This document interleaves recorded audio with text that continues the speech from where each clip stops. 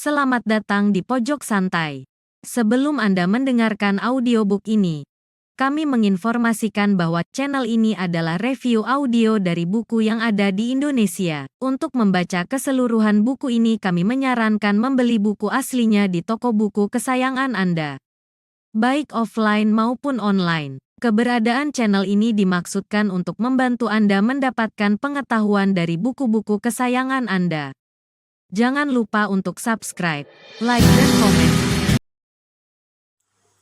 Selamat datang di Pojok Santai, channel khusus yang membahas komik dan novel dengan cara asik. Tengkorak terbang yang tengah menjalankan tugas membawa singo bodong yang disangka Dadung Amuk mendapat serangan. Siapakah yang menyerang mereka? Yuk langsung saja disimak video berikut ini.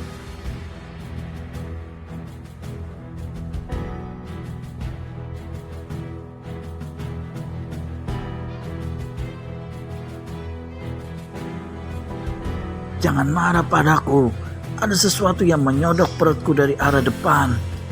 Beratnya melebihi sebatang balok. Tengkorak terbang tak jadi lepaskan pukulan lagi ke arah wajah singo bodong.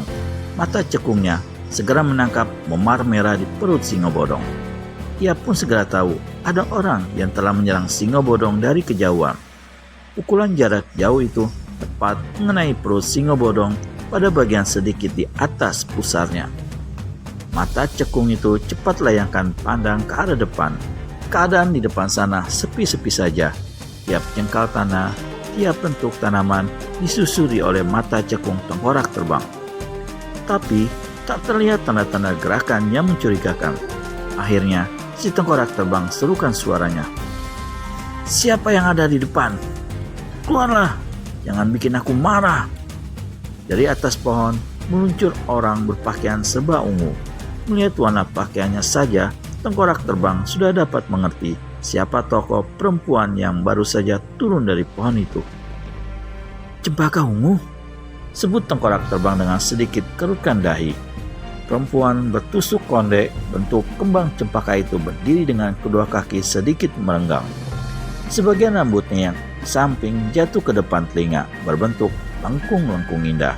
Ia menyandang pedang di punggungnya dengan gagang dan sarung pedang dibungkus kain ungu.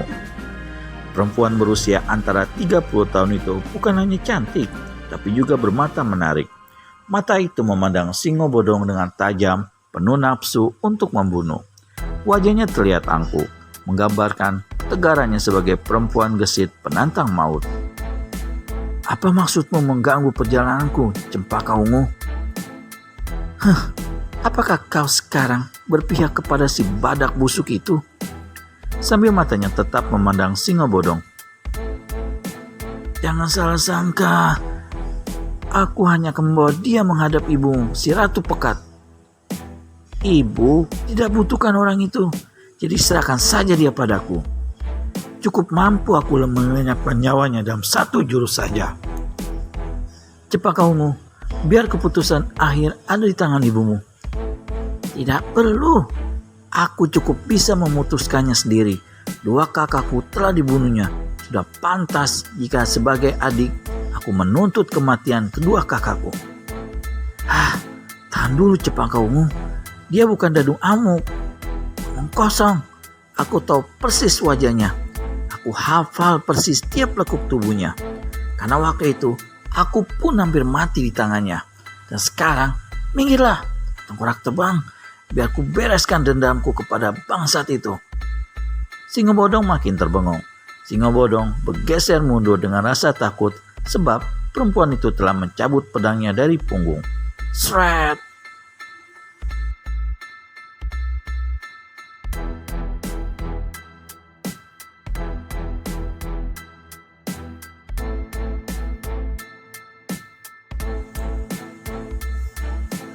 Sebenarnya, tengkorak terbang bisa saja merobohkan Cempaka Ungu. Dilihat dari gerakan ringannya, sudah dapat ditakar kekuatan tengkorak terbang dalam menghadapi putri bungsu Ratu Pekat. Terbukti, satu serangan kaki Cempaka Ungu yang menendang menggunakan jurus tendangan kipas, yaitu tendangan yang berputar berturut-turut, telah berhasil dihindari tengkorak terbang dengan hanya berkelit ke sana sini, melompat-lompat bagai belalang sulit untuk disentuh. Tak satu pun serangan Cempaka Ungu dibalas oleh tengkorak terbang, sebab akan berbahaya jika Cempaka Ungu mengadu pada ibunya. Kalau ia terkena pukulan dari tengkorak terbang, pasti murka sang ratu pekat akan menimpa diri tengkorak terbang. Jika sampai begitu, tengkorak terbang tak tahu harus lari kemana menghadapi murka sang ratu.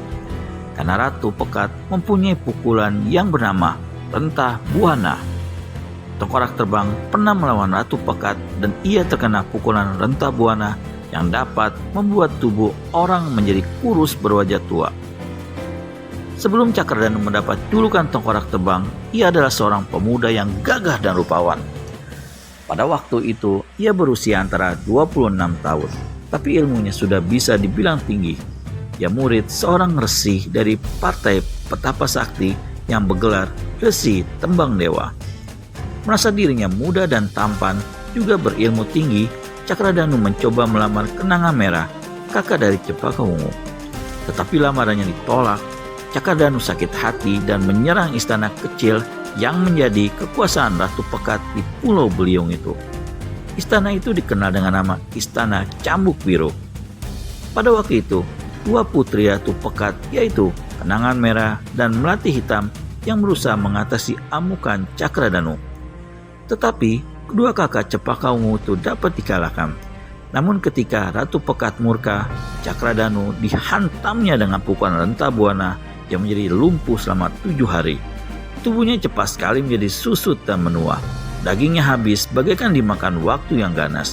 Untung ia segera mendapat obat penawar dari Ratu Pekat dengan perjanjian Cakradanu akan bersedia mengabdi selamanya kepada Ratu Pekat sebagai penjaga pantai Pulau Beliung.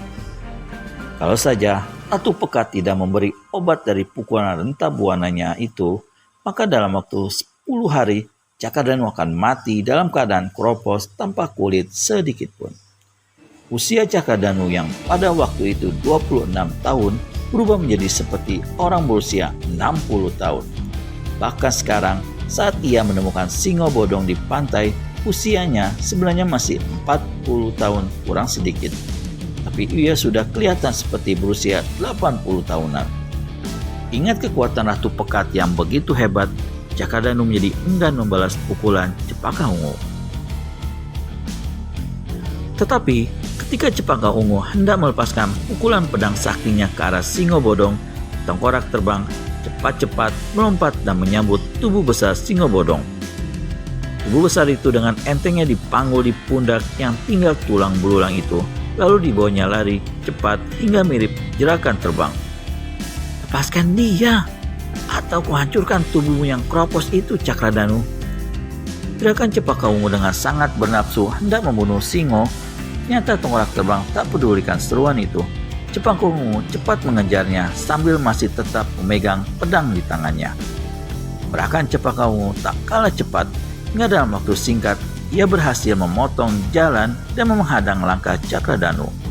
Mau tak mau, tengkorak terbang berhenti dan turunkan tubuh besar Singo Bodong dari pundaknya. Tubuh itu dibanting begitu saja bagai meletakkan karung pasir. Singo Bodong menyeringai kesakitan sambil mengusap-usap pinggangnya. Cempaka Ungu, aku tahu kau punya dendam pada Dadung Amuk, tapi kumohon urusan itu diselesaikan nanti saja. Setelah orang ini kuserahkan pada ibumu. Tidak bisa, aku harus membunuhnya sekarang juga. Setelah ku penggal kepalanya, baru kau boleh serahkan kepala orang itu kepada ibuku Cakradanu. Itu menyalahi tugas yang diberikan ibumu kepada aku, Cempaka. Karena aku dipercaya untuk menjadi penjaga pantai yang sewaktu-waktu harus bisa menangkap mata-mata yang ingin menyusup masuk ke pulau ini. Aku harus bisa menyerahkannya hidup-hidup. Aku takut murka dari sang Ratu Pekat, Cempaka Ungu. Mengertilah dengan alam pikiranku ini, Cempaka. Perempuan bertapang cantik, namun angkuh itu mendenguskan hidung. Semakin benci ia memandang Singo Bodong, semakin bergolak darahnya dan bertambah besar nafsunya untuk membunuh orang besar itu.